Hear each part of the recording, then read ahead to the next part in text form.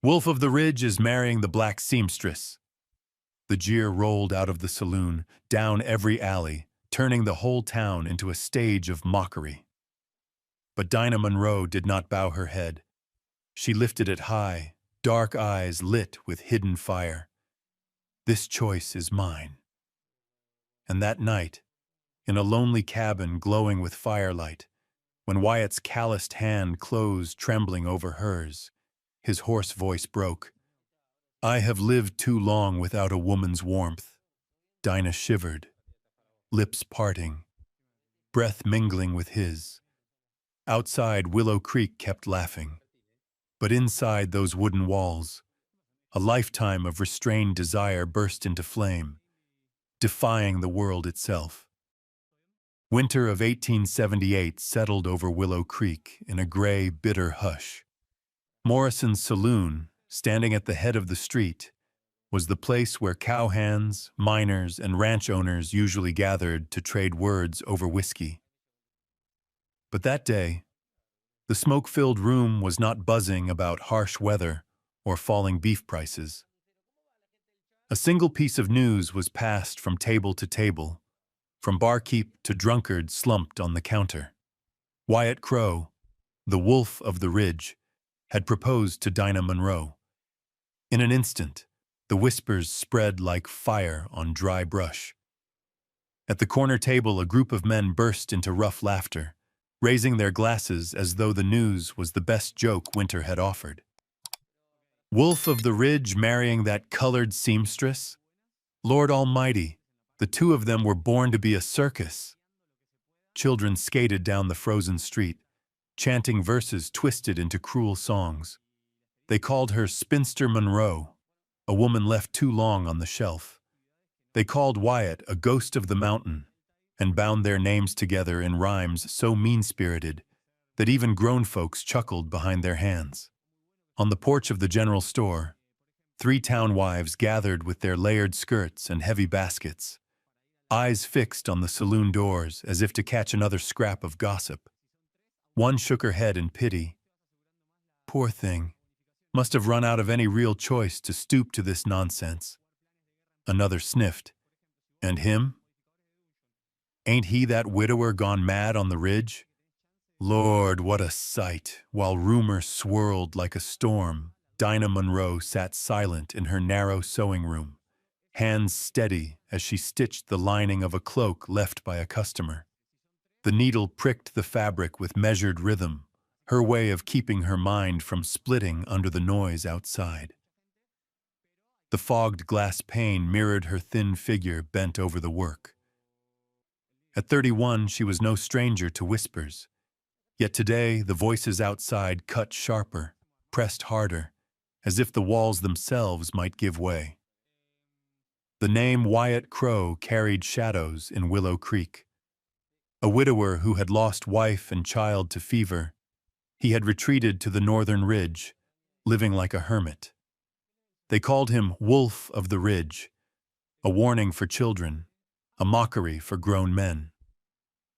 10 years had passed with only brief glimpses of his tall frame and brooding eyes when he came down for salt, flour, or tobacco.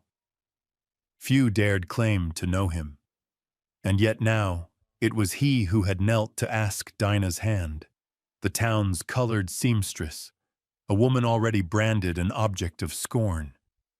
To the eyes of Willow Creek, the two of them joining was nothing but a spectacle. Still, in the corners of that chorus of ridicule, there were glimmers of doubt. An old cowhand remembered the night Dinah patched his coat through a driving rain.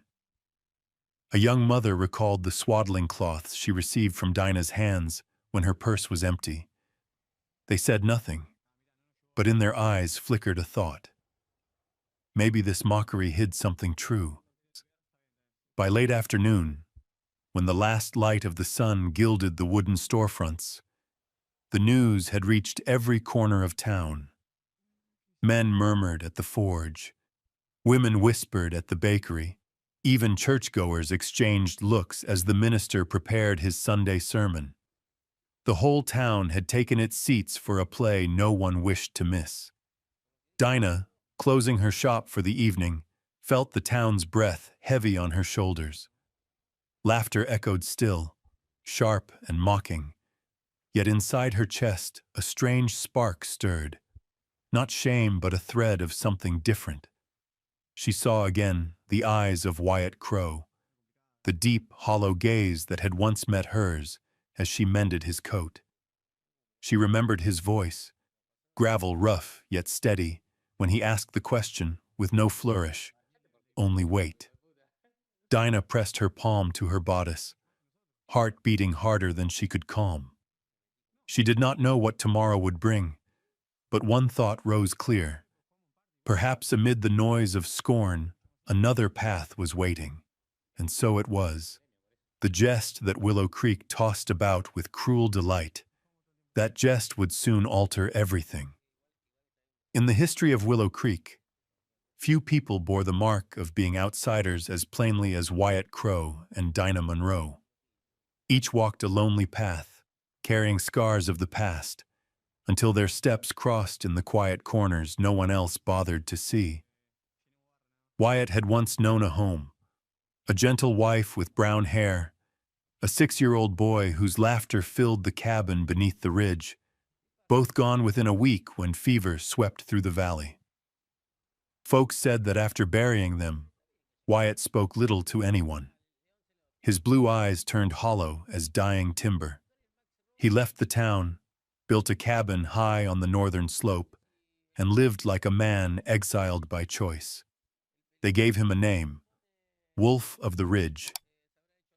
At first, it was only a warning to keep children away from the mountain, but over time it became fixed in the town's memory. When people spoke of Wyatt, they pictured the tall figure in a dark coat, eyes that belonged nowhere. Dinah Monroe carried another story.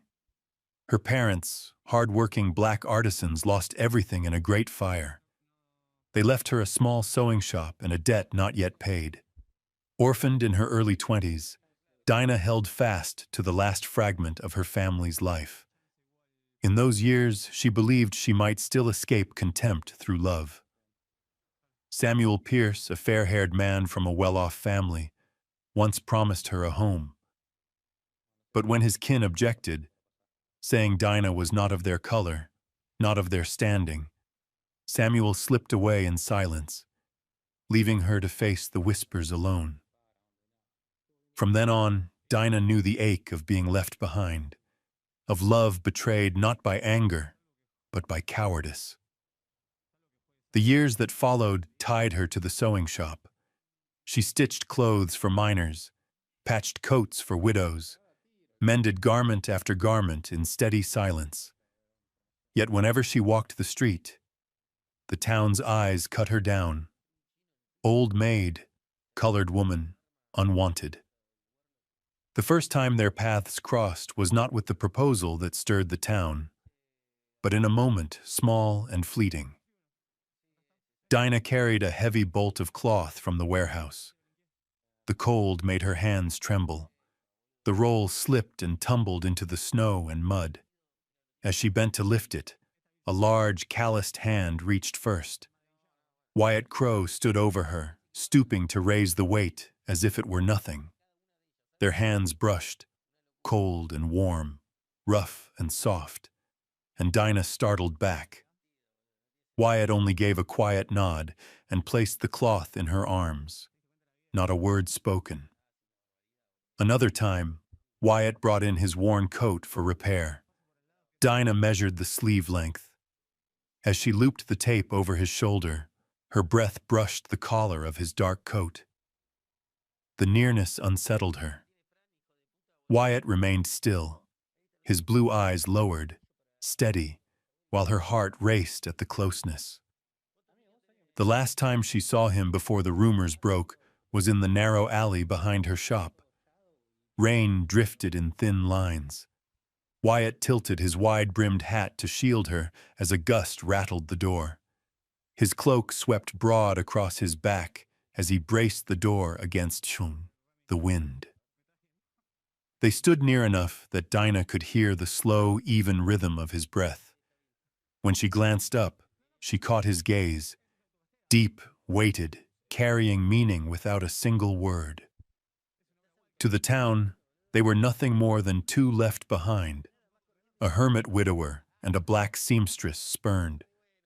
But in those small collisions, in the awkward brush of hands, in the glances that lingered, in the breath shared across a moment, something unspoken began to take root.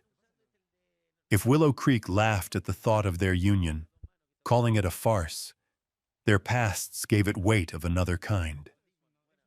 His proposal was not pity. It was the meeting of two souls abandoned by the world, finding one another in the dark. And from those fragments, the story began.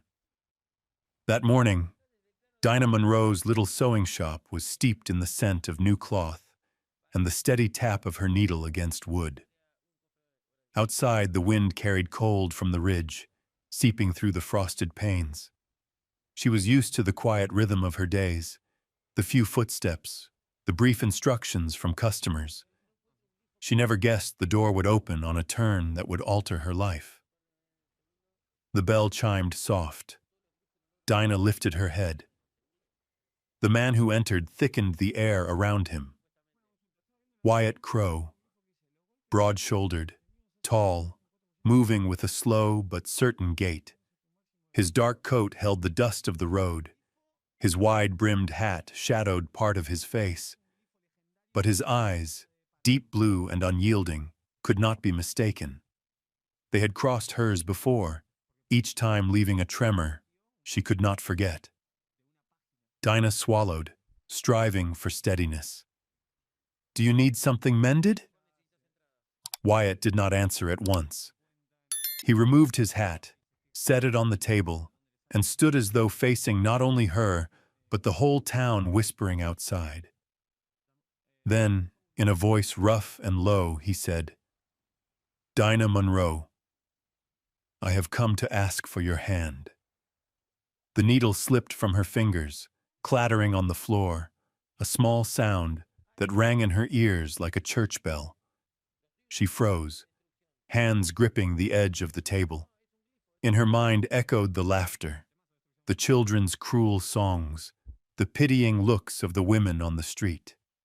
All of it pressed down at once. She shook her head, a dry laugh escaping. "You must be jesting. The town will say this is the grandest joke they've ever seen." Wyatt did not move. He stepped closer, his eyes steady on her. "Let them laugh, Dinah. They have laughed at me, called me a wolf, a ghost. They have laughed at you, called you a spinster, a colored woman. But I do not see you as they do." Her breath caught sharp. His words struck where she had long buried her pain. He stepped nearer still, his voice deep as wind through a canyon. "I see you, Dinah Monroe. I see your hands sewing clothes for this whole town without asking more than a fair penny. I see you walking past their scorn with your back unbent. I see your eyes, sorrowed, yet strong. And I want to spend the rest of my days seeing you, not with pity, but as a man looks upon his wife." Each word landed like a hammer against the shell around her heart. She drew back, her shoulders brushing the rack of cloth, feeling the space narrow as if she were cornered. And yet, deep inside, some part of her no longer wished to flee. Samuel Pierce's face flickered in memory, the fair-haired suitor who had let her go, too weak to defy his family. The women's wrinkled sneers, the children's taunts, all rose in a wave. If she said yes, would she not become their centerpiece of mockery? But if she refused, she would return to silence, to needles and empty nights, to a cold that never carried waiting. Wyatt pressed nothing on her. He stood still, one hand resting lightly on the table, his rough fingers drumming slow. His eyes did not leave hers, but neither did they demand. Dinah bowed her head, dark hair spilling to hide the heat in her cheeks. She heard the thud of her own heart, uneven yet alive with something new, like a seed buried in dry ground, stirring at last. After a silence that seemed to stretch without end, she whispered, I do not know how to answer. Wyatt nodded, set his hat back upon his head. Before turning to go, he left words heavier than any vow. You need not answer now. But remember, Dinah, I see you, and I will go on seeing you until the day you believe it true. The door closed behind him, leaving Dinah amid the scent of cloth and the scattered needle. Outside, no doubt, the town was already laughing, or soon would be, but within her chest, something else had stirred, faint but certain, a fragile, half-formed belief that her heart was not yet dead. And so the first seed was sown. News of Wyatt Crow's proposal spread faster than the winter wind. Within a day, all of Willow Creek was speaking of it. At the forge, in the bakery, even on the church pews. Laughter rolled along the streets, though beneath it ran a current of curiosity. Folks were waiting to see what the colored seamstress and the wolf of the ridge would do next. Late in the afternoon, as Dinah bent over her cutting table, the shop door opened. Not a regular customer, but 3 women known by every soul in town. Mrs. Fletcher, Mrs. Connors, and Mrs. Reed, the wives of the wealthiest ranchers, women whose names carried weight like iron. Their layered skirts rustled, gloved hands poised, each step carrying the authority of the families behind them. Dinah Monroe, Mrs. Fletcher began, her tone soft but cold. We've come to offer advice. This matter with Wyatt Crow, you should put an end to it. Do not make yourself the town's laughingstock. Mrs. Connors clicked her tongue, eyes full of false pity. A colored woman, past 30. You understand, don't you? No one will treat you kindly if you take him. People will say you two cling to each other only because there's no one else. Dinah laid her scissors down. Her hand trembled, yet she did not bow her head. Her dark eyes lifted, meeting each expectant face. Heat swelled in her chest, not shame but anger. You speak this way, Dinah said, her voice steady as iron, because you've never lived under another's heel. I know who I am. I do not need your pity, and I do not need your permission. The 3 women stiffened, as if they could not believe such words had come from Dinah, the quiet seamstress who had long lowered her gaze. The air strained taut as a fiddle string, then snapped as they turned, skirts sweeping, leaving behind the heavy scent of perfume tangled with fresh cloth. Dinah stood, breath quick, chest rising and falling. She knew from that moment she had crossed a line. The bell chimed again. This time the man who entered pulled her heart down. Samuel Pierce. He was unchanged. Fair hair, the polished smile that had once undone her. But his eyes now held the pity she despised.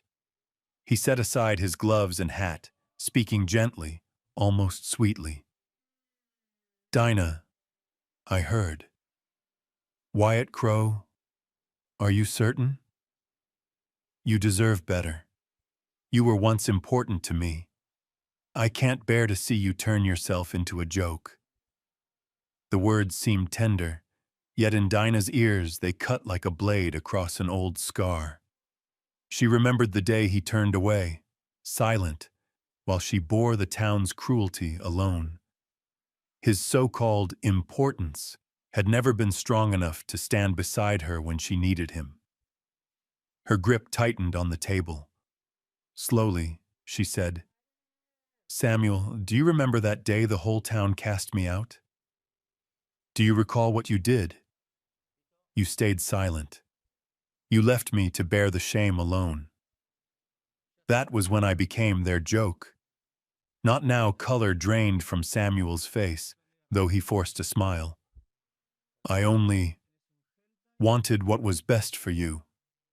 Dinah shook her head, eyes glowing like coals. No, you wanted to keep your own image clean. As for me, Samuel Pierce, I have no use for your late-born pity. Silence pressed heavy, broken only by the faint drop of a pin to the floor. Samuel had no answer. From the doorway, a shadow filled the frame. Wyatt Crow. He did not stride in with noise. He stood, hat in hand, his blue eyes sweeping the scene. His gaze lingered on Dinah, then on Samuel. The contrast was stark. Samuel, neat, half-smiling, his hands untouched by labor. Wyatt, dust on his coat, stance solid, silence weighty as stone. Dinah felt her breath ease. His presence alone steadied her. Samuel gave a shrug, forced a grin, and turned on his heel. Dinah watched him go, yet the ache was gone. Instead, her heart beat hard at the quiet strength standing beside her. Wyatt stepped forward, saying nothing ornate. He simply set his calloused hand on the table, close to hers, a gesture heavy as a vow. I am here. Dinah looked at the space between their hands. Only an inch apart, yet enough to tell her that in a world of laughter and scorn, she had found a wall of stone to stand against it. And for the first time in many years, Dinah Monroe no longer felt the need to bow before anyone. That morning, the sky over Willow Creek shone blinding blue. Sunlight scattered like salt across the red dust road, lighting every curious face that gathered toward the small hill where the plain wooden church stood among the pines. On a usual Sunday, only a handful of worshippers filled its benches. But today the church was packed to the rafters. No one had come to pray. They had come to watch what they called the greatest farce of the year. Word of the marriage between Wyatt Crow, the recluse of the northern ridge, known as the Wolf of the Ridge, and Dinah Monroe, the colored seamstress long mocked as Spinster Monroe, had spread through the valley like dry wind over grass. Folks whispered it would be the strangest play Wyoming had ever seen. The crowd had come, their laughter ready. Inside, wooden chairs scraped, whispers hissed, children snickered. Men placed small bets on whether the bride would cry at the altar or if the groom would stagger in drunk. Ladies in wide-brimmed hats feigned solemn faces, their lips twitching with anticipation of fresh scorn. Behind the door, Dinah stood still. Her dress of deep blue wool, stitched by her own hands, clung to her frame. Plain cloth, but crafted with care, white shell buttons shining where the sun touched. On her breast, a silver brooch, her mother's last gift, fastened firm, a reminder of roots that could not be torn away. Her hand tightened around the small bouquet of wildflowers gathered from the meadow near the cabin. She drew a steady breath. The church bell tolled. The doors opened. Dinah stepped inside. At once the whispers flared. Blue dress for a wedding? Shell buttons. Does she think they hide her face? Pitiful. A joke dressed as a bride, Dinah heard it all. Yet her stride was firm, her head lifted, her eyes straight ahead. Then silence fell heavy. The doors opened again. Wyatt Crow entered. He was not the ragged hermit they expected, the unkempt beard, the worn hide coat. Today he wore a black suit cut close, a white shirt stiff at the collar. His hair trimmed, his beard neat, the weathered face marked by a scar across the cheek, no longer savage but commanding. His black boots gleamed beneath the light.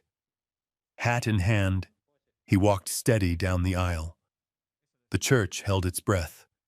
Women who had scorned him as a beast now flushed red, their eyes betraying surprise. Yet Wyatt spared none a glance. His gaze locked on Dinah, waiting at the far end. Step by step, the jeers thinned into silence. The air thickened with something nameless.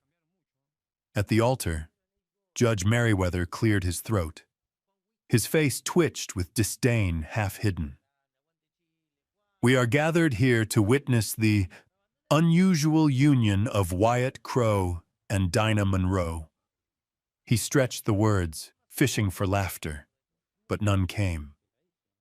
The silence bound them all. When it was time for vows, Wyatt spoke first. His voice, low and graveled, filled the timbered hall. "I, Wyatt Crowe, take you, Dinah Monroe, as my wife. I vow to honor you, to guard you, and to see you for who you are, not as the town calls you. I vow to share with you both hardship and joy, through the coldest winters and the harshest summers. Simple words, no ornament. Yet the weight of them stilled every tongue. Dinah's hands trembled, but her voice rose clearer than she believed possible. I, Dinah Monroe, take you, Wyatt Crowe, as my husband. I vow to stand beside you through every storm, to keep fire in our home with trust and truth. I vow never to let fear make me small, but to walk with you as an equal companion."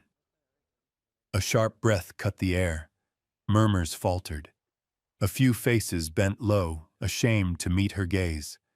Judge Merriweather stumbled, then hurried to finish. I declare you man and wife. The groom may kiss the bride." The crowd leaned forward, hungry for a spectacle, a clumsy kiss, a coarse show to feed their mirth. But Wyatt only lifted Dinah's face with hands calloused and gentle. He bent slowly, carefully, and pressed his lips to hers in a kiss brief, tender, fierce in its quiet dignity. The church froze. No laughter, no clapping, only silence, heavy and unyielding, as though the moment had broken something they had all clung to. Hand in hand, Wyatt and Dinah turned, walking down the aisle together. Dinah's head was high, her step steady. Wyatt's stride was a wall at her side. Outside, sunlight poured bright over the dust, horses shifting in their traces. Among the stairs, hesitant now, a truth had taken root. The grandest jest of the year had become a silent rebuke to all of Willow Creek. The road from Willow Creek up to the northern ridge was rough and lonesome. The old wagon creaked as it rattled over hard gravel, leaving a faint trail of dust behind. Dinah sat beside him, her hands hidden beneath her skirt, clasped tight as if to hold her composure. This was the first time she left the town not to flee its gossip, but to begin a life wholly different, with the man the town half feared, half scorned as the wolf of the ridge. Wyatt sat quiet, reins firm in his hands.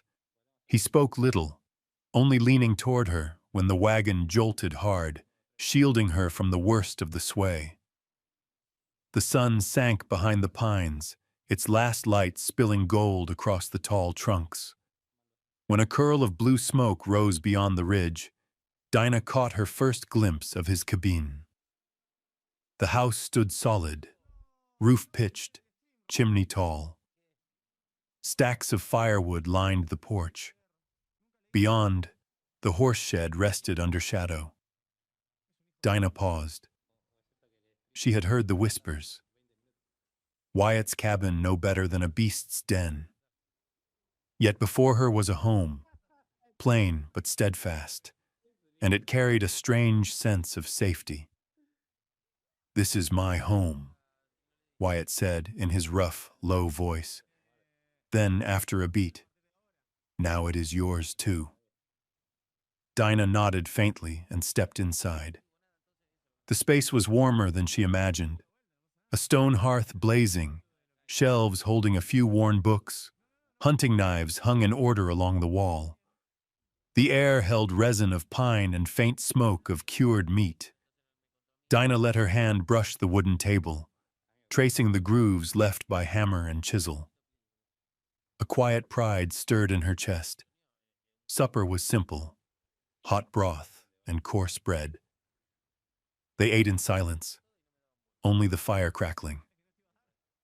Wyatt gathered the bowls, then motioned toward a small door by the stove. "I'll sleep in the storeroom. The bed is yours." Dinah's head lifted, her pulse quick. The thought of lying alone in a strange bed struck her with emptiness rather than relief. As he passed, her hand rose, trembling but firm, to catch his wrist. "No," she whispered, meeting his gaze. "This bed belongs to us both." Wyatt froze. The firelight split his face into shadow and glow, his blue eyes shifting like unsettled waters. Slowly, he nodded. No words. He laid the blanket down. That night they lay side by side beneath a heavy quilt. Wyatt turned away, holding distance. Dinah listened to his breathing, steady, yet taut with restraint. Her own heart raced. Outside, wind howled through the pines. Inside, silence pressed close. At last, Wyatt broke it. His voice rasped low in the dark. "Dinah, I fear I've forgotten how to love." She turned, her eyes finding the broad line of his back. Her own reply came halting, fragile. "And I have never truly been loved." The confession hung between them, bare and painful, two broken halves meeting. Wyatt rolled back, his shadow falling across the timbered wall. He reached, hesitant, hand open but wordless. Dinah hesitated only a moment before placing her small hand into his, cold and warm, rough and trembling, locked together. He bent slowly, afraid she would retreat. Dinah tilted her face up, breath quick, eyes half shut. Their lips brushed, uncertain, trembling, like strangers stumbling in the dark. She shivered. He began to draw away, but her hand clutched his shirt, holding him near. The second kiss sank deeper. Not rushed, not grasping, an earnest search, careful and steady. Two lonely souls testing the way forward. Every touch was a step, every breath a bridge. Heat spread, and Dinah felt tears slide down her cheek. Not sorrow, but the shock of being seen. His coat fell to the floorboards. The quilt slipped from her shoulder. They moved closer, every shift like a test of courage. Many times he paused, eyes searching. And Dinah, with small nods through trembling breath, gave him strength. Through the long night, breath mingled, timbers creaked, hearts pounded. Outside, the wind roared and snow fell heavy. Inside, fire flared and two bodies, long denied, finally found each other. Hesitant, yearning, like a first time, yet as though fated across all their years. When the fire burned low and their skin cooled with sweat, Wyatt held her tight, his voice breaking raw. "You've given me more than I ever dared hope." Dinah pressed her cheek against his chest, hearing the strong beat within, and whispered, "And you are the first to ever see me as I am." Beyond the walls, snow blanketed the ridge, but in the small cabin, for the first time in years, neither of them felt the cold. Winter on the northern ridge was unlike anywhere else. The wind cut down from snow peaks sharp enough to tear flesh. Willow Creek was used to rooftops buried under white, but higher up, a storm could steal a man's life in a single breath. Wyatt Crow knew this well. He had been born and raised among the mountains. Yet even for the wolf of the ridge, there were nights when nature humbled him. That morning he rode down into the valley to check the cattle set loose for winter forage. Snow had begun to fall like fine dust, and he reckoned he would be back before dark. But the wind turned swift, the clouds rolled black, and the blizzard came on fierce. The valley vanished in white. Wind lashed his eyes blind. His horse panicked, slipped, and went down. Wyatt struck the ice hard, his head ringing, blood running warm into the snow. He staggered upright, chest heaving, but every direction was the same, a wall of storm. At the cabin, Dinah waited. Dusk came with no sign of him. Fear rose sharp inside her. She remembered too clearly the town's cruel murmur. The wolf will be buried in snow one day. Her heart seized. She wrapped herself in a thick cloak, tied a scarf, lit the storm lantern, and stepped into the dark, heedless of wind that clawed her skin raw. Each step sank to her knees. The cold pierced her lungs like needles, but she pressed on, following the faint tracks of hooves nearly buried already. Her hands were numb, but she held the lantern fast, its glow flickering in the gale. Whenever her strength faltered, she clung to the memory of Wyatt's gaze at the altar, his vow to see her. She could not let him vanish into the indifferent night. At last, in a hollow drift, she saw a dark form crumpled beside the trembling horse. "Wyatt! Wyatt!" she cried, her voice ripped away by wind. She dropped to her knees, lifting his head with trembling hands. His face was bloodless, lips blue, but breath still faint. She bit down on fear and heaved, dragging him over the horse's back. Taking the reins herself, she led the beast step by step, staggering under the storm's weight. The horse limped, but followed. By the time they reached the cabin, Dinah was near spent. She hauled Wyatt inside, stripped away his frozen coat, stoked the fire high. But the blaze was not enough. His body was ice, breath fading. Without hesitation, she pulled him under the quilt, pressed herself against his bulk, giving him what warmth she had. All through the night she held him, clutching him as if to bind his soul in place. Each time he shuddered, she tightened her arms, laid her cheek against his chest. Sweat and tears mixed on her face as the fire spat sparks. She whispered over and over, like a prayer through cracked lips. "Don't leave me, Wyatt. You saw me. Don't take that away." By dawn, the storm had passed.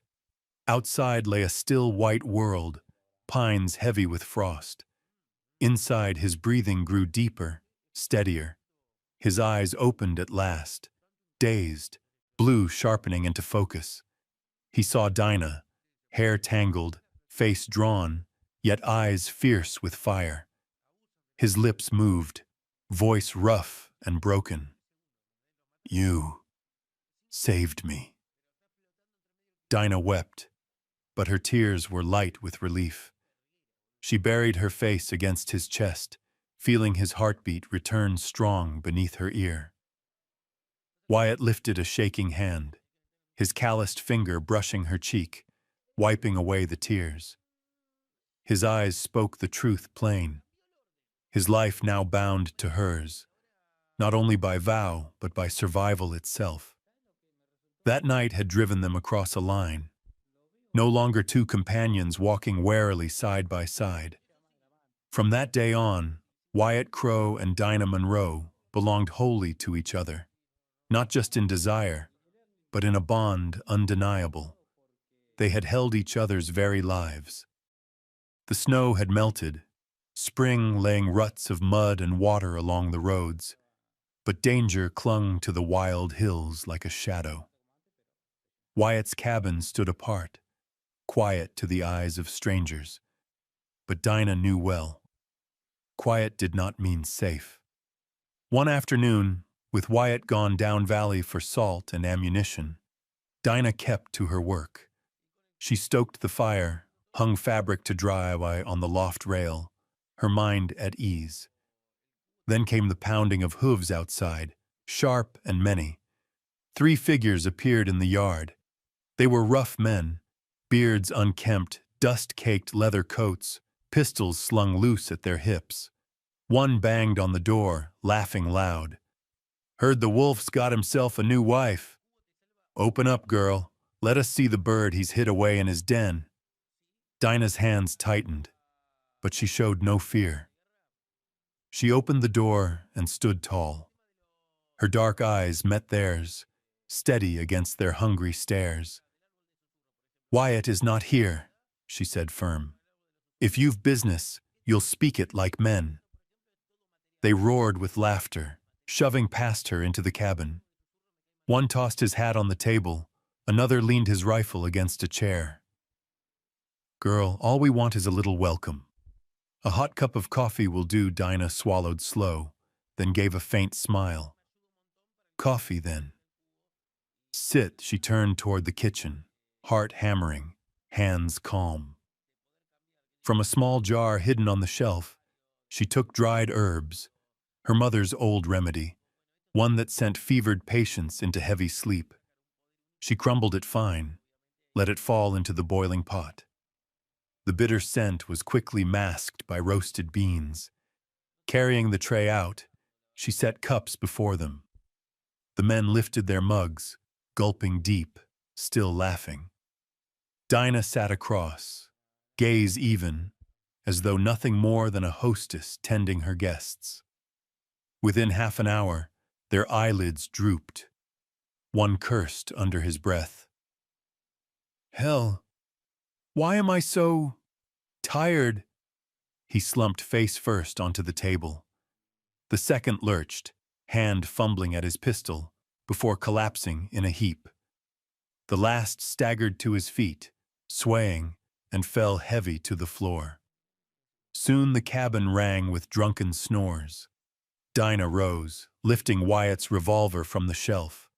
She leveled it steady at the outlaws sprawled across her floor, her voice hard. "Leave your horses and get out, or you'll lie in the snow till spring, groggy and pale." They stirred awake to the sight of iron aimed straight. None dared laugh now. They stumbled into the yard, dragging one another, mounting unsteadily before riding off at a gallop, their shouts fading among the gray trees. Dinah stood still, breath ragged, finger trembling on the trigger. Only when the door shut firm behind them did she let her back rest against the table, exhaling long. Moments later, hooves beat the yard again, this time familiar. Wyatt. He swung down from the saddle, eyes sharp as he caught sight of tracks and scattered signs of intrusion. He burst inside. Dinah turned. In that moment, his blue eyes fell on her. Hair tangled, chest heaving, revolver in hand, standing tall as firelight burned behind her.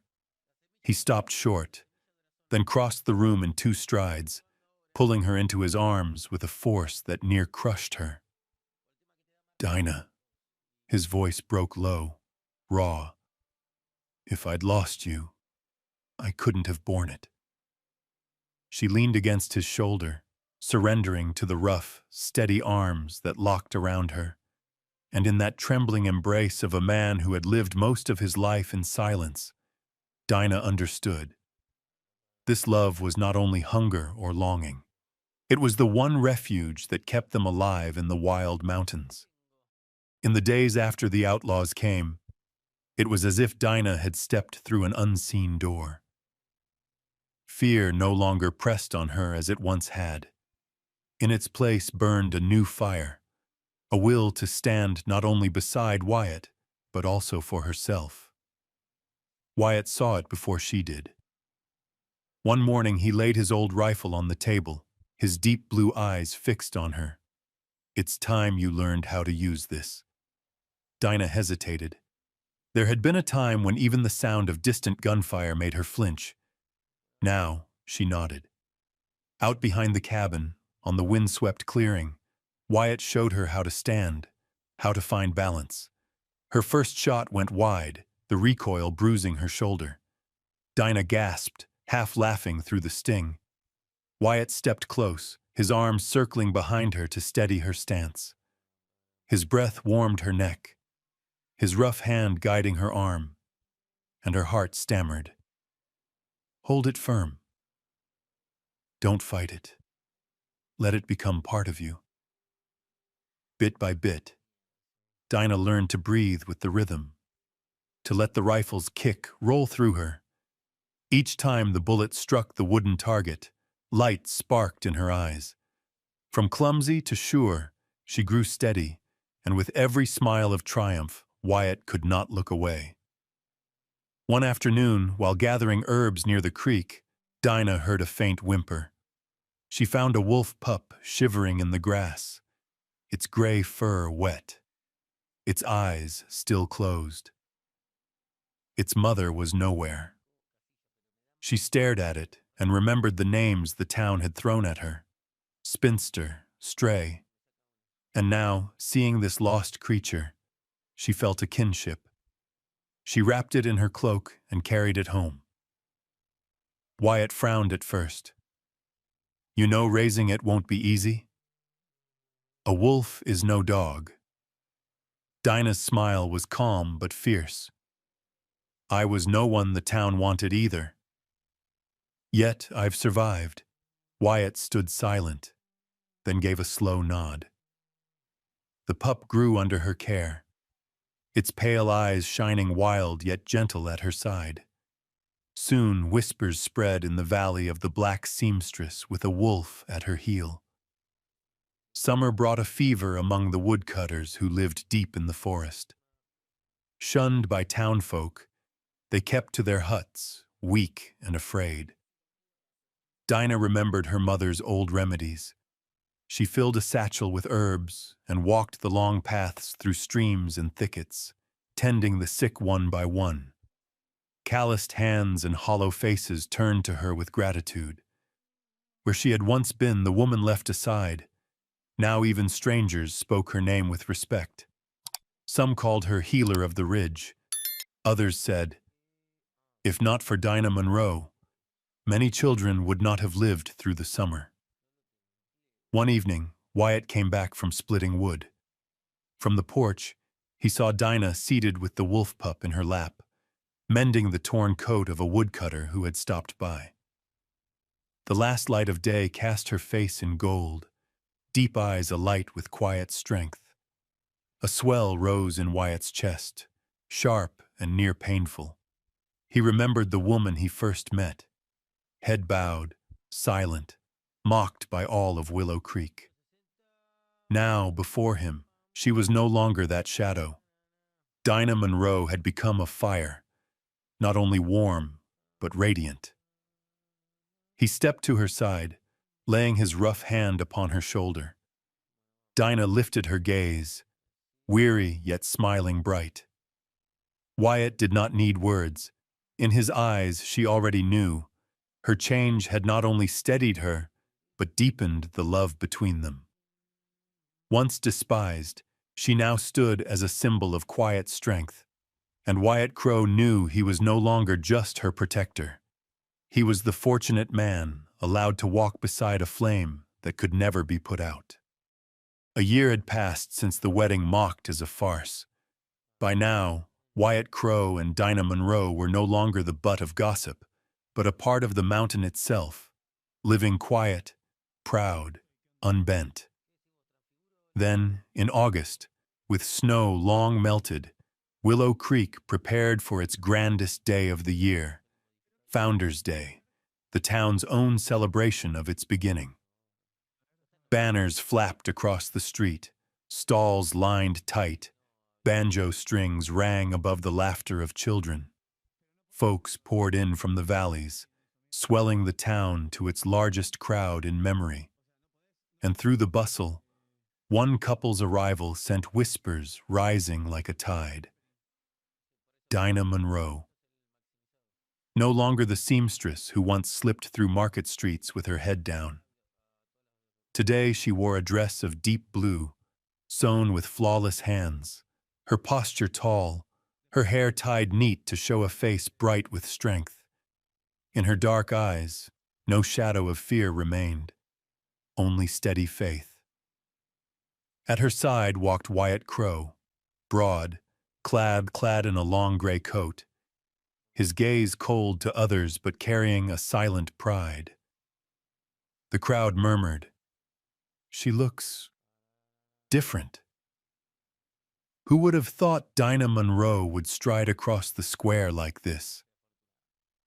Children who had once mocked her with cruel rhymes now fell silent, staring wide at the wolf, grown full, padding close beside her as if bound by blood. Part of the festival was the shooting contest, Willow Creek's pride. Men of the valley boasted of their speed, their aim, their skill.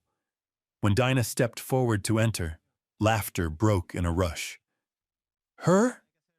With a gun? A new jest for the town.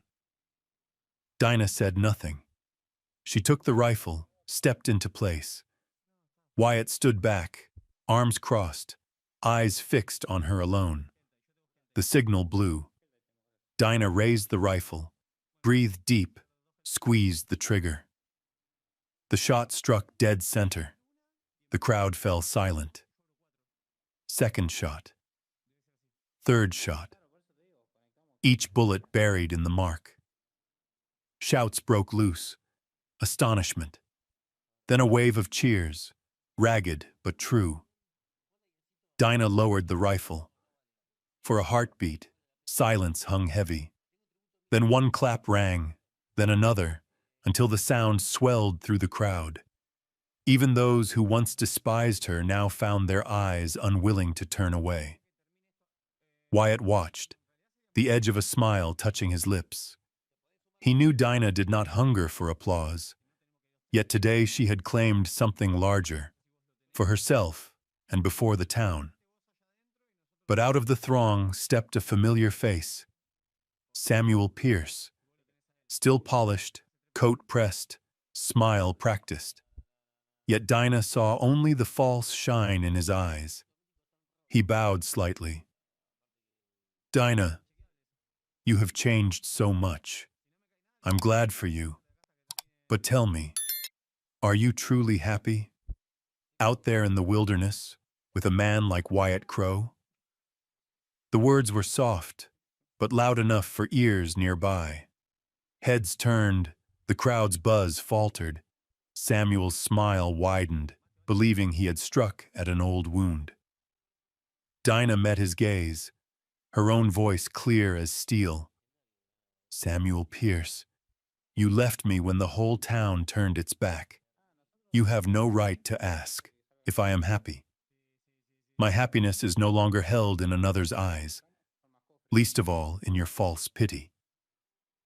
The crowd rippled with shock. Samuel's face flushed, his lips drawn tight. Before he could answer, Wyatt stepped forward, standing solid beside Dinah. He spoke no word, only laid his rough hand against her back, his blue eyes fixed cold on Samuel. The silence that followed was heavier than threat.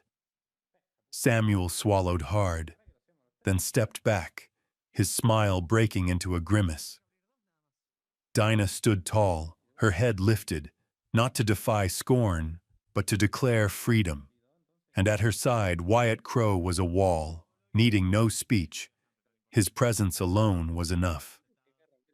That afternoon, as sunlight poured gold across the square, the talk of Willow Creek carried her name. No one dared call her a jest again. They spoke with wonder, even respect. And as Wyatt clasped her hand and led her from the crowd, Dinah knew, here in the very town that once jeered her down, the past lay buried. Ahead waited storms yet unknown, but she would walk into them with her head high, and with the man who stood unshaken beside her. Music swelled from the small band in Willow Creek's town hall. Banjo strings tangled with violin, the steady beat of a drum shook the wooden floor. Folks crowded shoulder to shoulder, whiskey sloshing in their glasses, laughter spilling like spring water over stone. Founder's Day had reached its height, the dance everyone waited for. Dinah Monroe stood quietly in the corner. Her dark blue dress, sewn by her own hands, shifted faintly with the draft from the open windows. A year ago, this very hall had buried her under scorn. Smirks, whispers, the kind of laughter that bent her head low. But tonight, her gaze was steady, her back unbent, her eyes bright with a pride that burned away every shadow of the past. Wyatt Crowe stepped toward her. He was broad-shouldered, face lined by mountain winds, a man built from stone and silence. Yet in this moment, he carried himself with the gravity of a gentleman. He held out his hand, rough and scarred, but steady as the earth. Dinah. His voice was low, rasped by years of solitude. Dance with me. A hush caught her. Then she placed her hand in his. Soft met calloused, frail met unyielding. Around them, the murmurs stirred. She's truly going to... with him? In front of everyone? Wyatt gave no ear to it. He led her onto the floor. The tune softened, the tempo slowed. Dinah faltered at first. Her life was measured more by the turn of a sewing wheel than the steps of a dance. Yet one slight squeeze of Wyatt's hand set her steady. He guided her with the same surety he had guided her through storm and snow. Step by step, the stiffness fell away. Her dress spun beneath the lamplight. The careful bun coughs of her hair loosed a few strands that brushed her cheek. Each time Wyatt lowered his gaze, his eyes sought hers, deep, calm, and resolute. Dinah felt her heart fall into the rhythm of the music. No fear, no hiding. The hall grew quiet.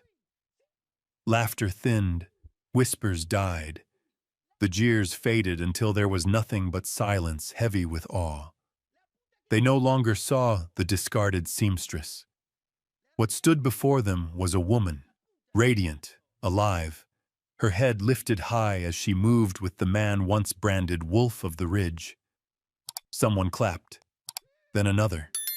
Soon the hall pulsed with applause, yet the eyes of all stayed fixed on Dinah. In Wyatt's arms, she tilted her face upward, a faint smile on her lips, her dark eyes gleaming in the glow of the oil lamps. She knew it at last. She no longer feared their gaze. She was seen, wholly, and she was enough. As the music waned, Wyatt bent close, his voice hoarse but proud. They'll remember you now, Dinah, not through slander, but through reverence. Dinah tightened her hand in his, tears brimming though her smile shone through. And in that moment, beneath the weight of a hushed hall, Willow Creek bowed to a truth that could not be denied. The honor of Dinah Monroe was restored. Wyatt led her from the floor, yet the echo of it lingered. The townsfolk watched them go, not with suspicion, not with pity, but with respect. From this day forward, Dinah was no longer their jest. She was their emblem of strength, of faith, of a soul risen from scorn into light. The years moved like a stream through stone, quiet, unrelenting. Snow fell and melted, grass returned each spring, and the cabin of Wyatt and Dinah grew into more than a shelter. To the wild, it was a beacon of firelight. To people, it became a place to turn when trouble pressed close. A lost woodcutter once stumbled there in a storm and found warmth for the night. A fevered child lived because Dinah brewed the herbs her mother had taught her. A wounded hunter was carried on Wyatt's back across miles of mountain trail. Each story, when retold, added another glow to their names.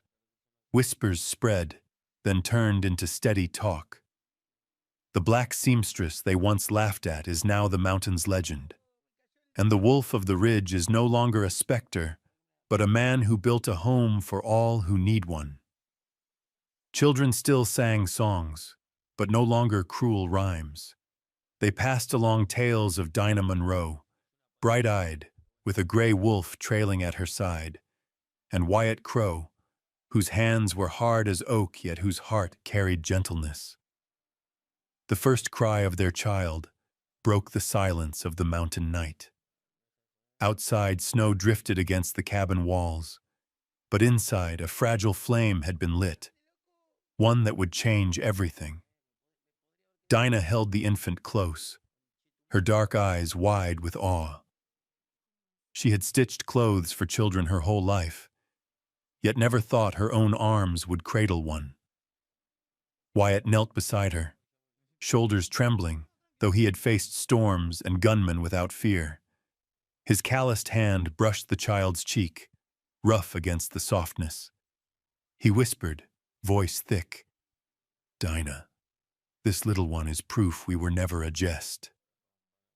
The baby grew with the seasons, laughter ringing where once there had been only silence.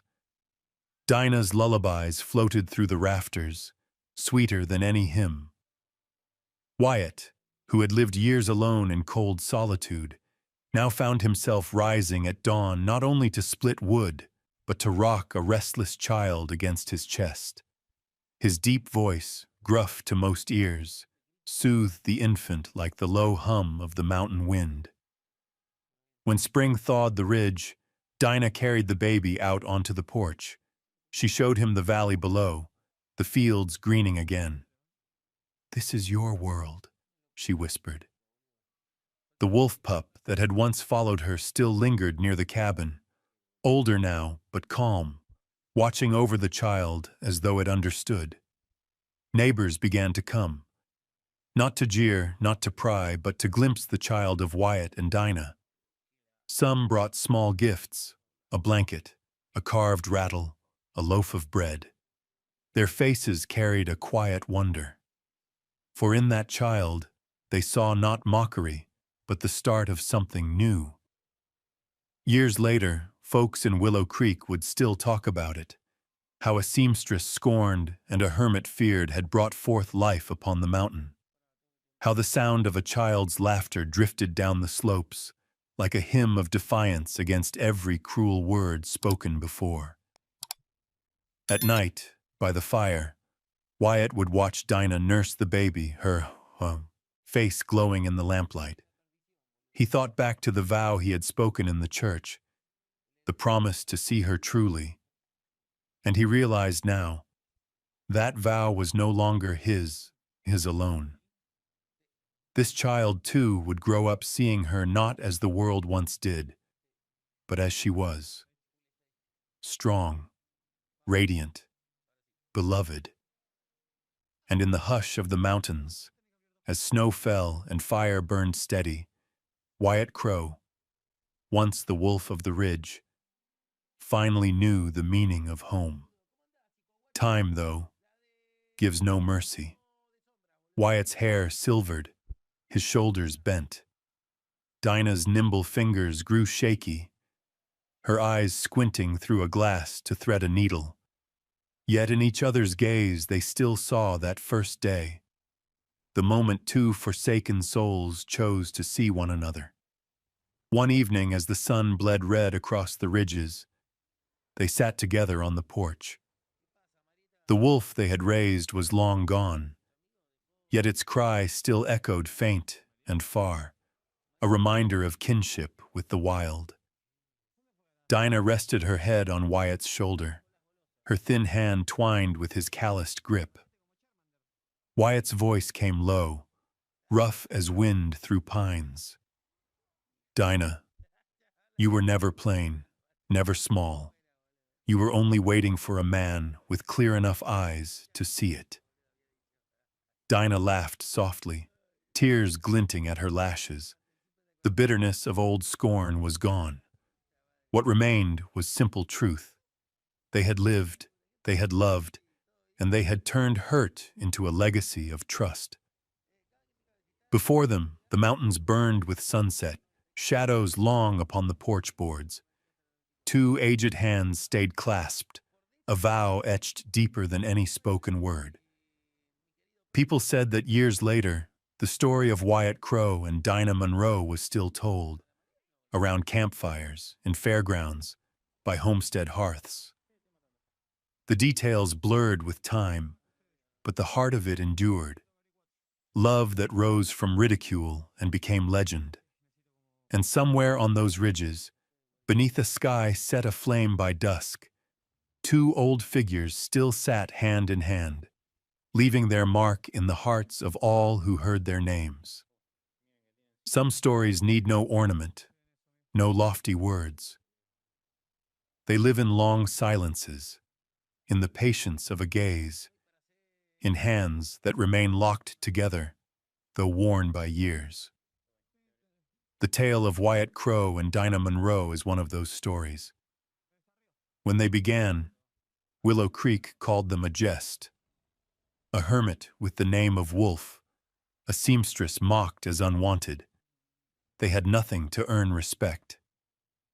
Yet season by season, through labor and love, they turned laughter into truth that forced others to bow their heads. Perhaps all of us have known days like Dinah, head lowered beneath the weight of others' scorn.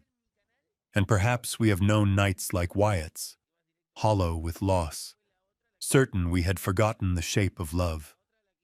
But when such souls meet, they can teach each other how to see what is good. And that alone can change everything. At the end, they asked for no glory. Only this, that one person remembered, you were never plain, only waiting for the right eyes to see. Only this, that one hand stayed folded in another at sunset. That was enough to make an ordinary life into a legend. Dear friends, if this story has stirred your heart, pause a moment. Share in the comments. Have you ever known a time when you felt truly seen? By an eye, a hand, a word that turned the course of your days? We would be honored to hear those memories. For every story you tell becomes another small flame to guide the young who are still seeking their way. And if this tale warmed you, please like, subscribe, and share our channel with kin and friends. Every gesture of support helps us keep telling these Wild West love stories. Tales not loud, but deep, enduring as the mountains themselves. For at any age, love and faith can still take root. And anywhere, even on a lonely ridge, there are those who choose to hold hands until the very end.